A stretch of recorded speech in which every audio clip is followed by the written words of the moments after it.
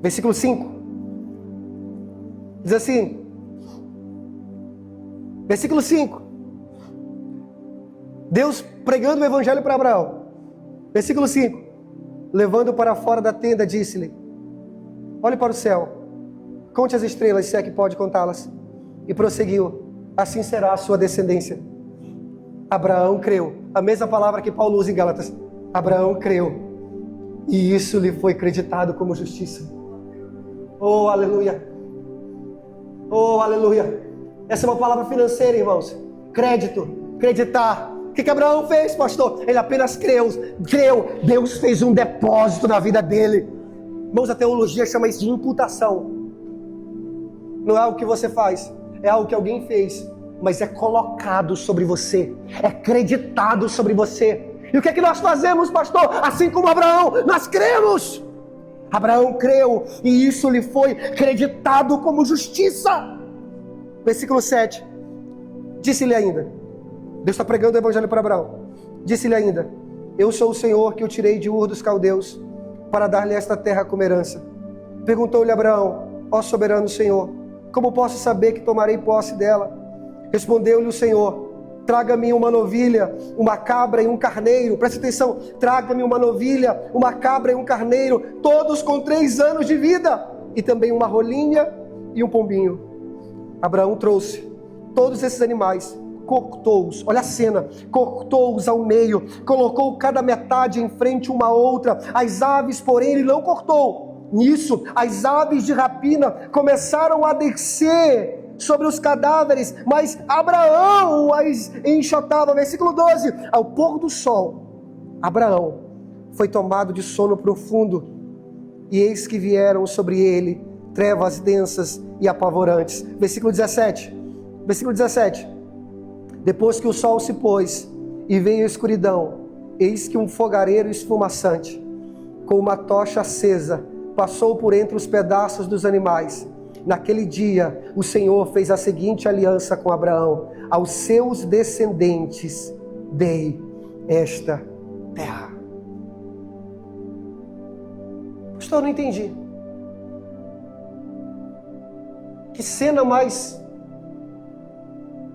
sem pé nem cabeça.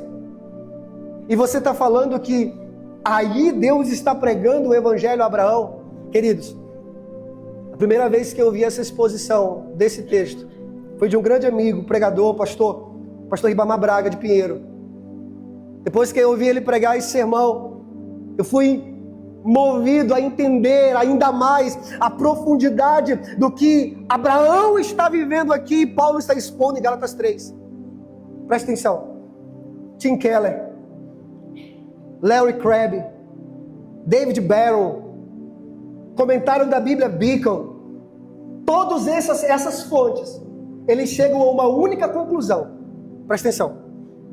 Essa cena parece estranha para nós, mas era muito comum para o crente Abraão.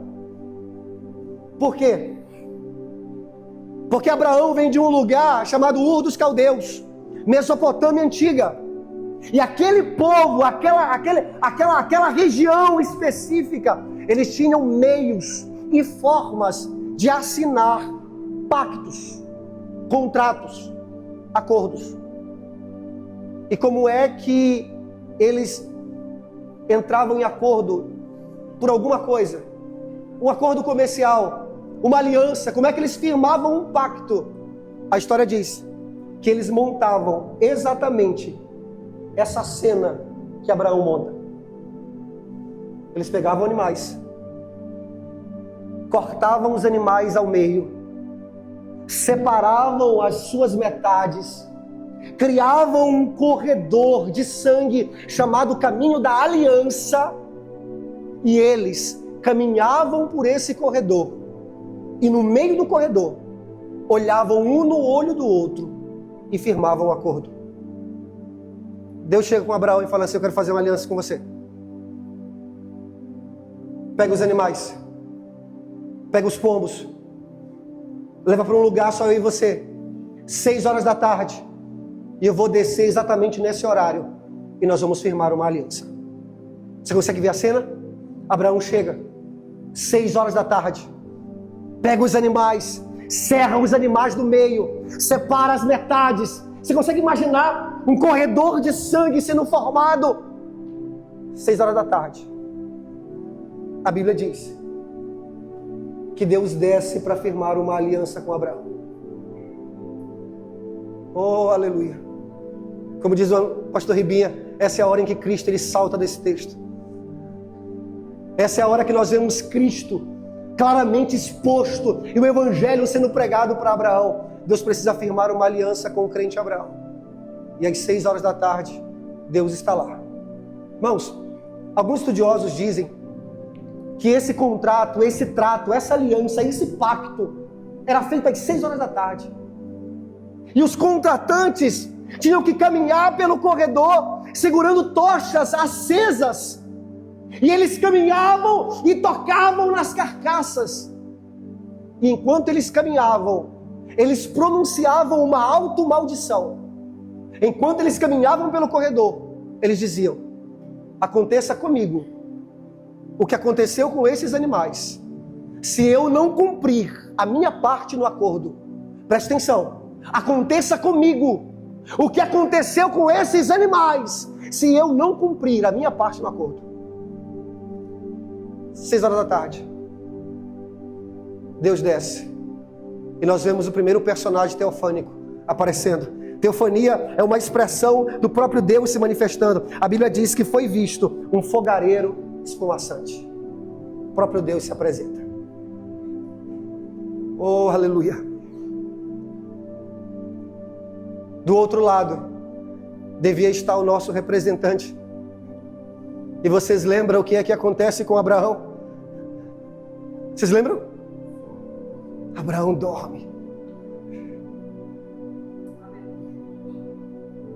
Irmãos, nós temos o melhor representante da raça humana, o homem que foi chamado amigo de Deus. Nós temos um homem que foi considerado por Deus um homem justo. Deus está lá. Cadê o nosso representante? Dormindo. Oh, aleluia. Oh, aleluia. É nessa hora que a Bíblia diz: apareceu um fogareiro esfumaçante e uma tocha acesa. Enquanto Abraão dorme, do outro lado da ponta aparece um outro ser. E eles vão caminhando no meio daquele corredor de sangue, tocando nas carcaças dos animais. E no meio do corredor há alguém que pode olhar dentro dos olhos de Deus e dizer: Deus, faça comigo o que acabou de acontecer com esses animais, se Abraão não cumprir a sua parte no acordo. Irmãos, só havia contrato se tivesse duas partes. Deus, nós sabemos que está lá. Abraão, nós sabemos que está dormindo. Quem é que desce no outro lado do corredor? Oh, aleluia. Oh, aleluia. Oh, aleluia. Irmãos, a aliança de Deus com o homem não depende do homem. A aliança de Deus com o homem depende de Cristo. De um lado está Deus, do outro está Cristo. E é Cristo que caminha num corredor de sangue. É Cristo que caminha em direção ao Calvário. É Cristo que olha nos olhos de Deus e diz: o Senhor pode fazer comigo.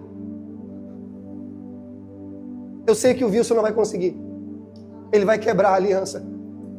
Então o Senhor pode fazer comigo. O Senhor pode me cortar no meio. O Senhor pode acabar com a minha vida se Ele não cumprir. Mas eu faço uma aliança com o Senhor. Oh, aleluia. Oh, aleluia. Irmãos, no domingo passado eu falei o que era justificação. Mas eu não expliquei exatamente como a justificação acontece. Justificar significa declarar que alguém é justo. Irmãos, não é apenas dizer que alguém nunca pecou, nunca cometeu um crime. Ser justificado significa declarar que alguém obedeceu plenamente, perfeitamente, completamente à lei.